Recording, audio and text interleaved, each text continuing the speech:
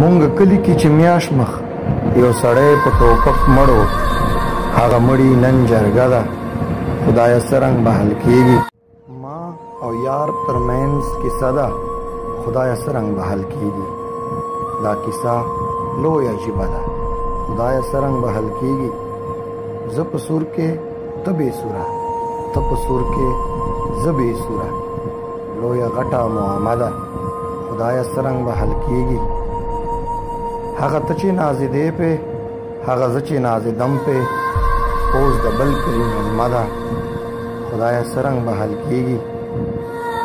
مونږ کلي کې چې میاش مخ یو سړی په ټوپک مړو، هغه مړی نن جرګه ده، خدایه څرنګ به حل کېږي.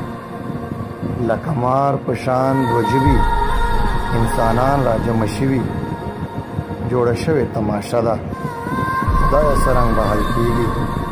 ستا په غم به خوشحالېږي، ستا په درد نه خفه کېږي، د ړانده کاڼو مجمه ده، خدایه څرنګ به حل کېږي.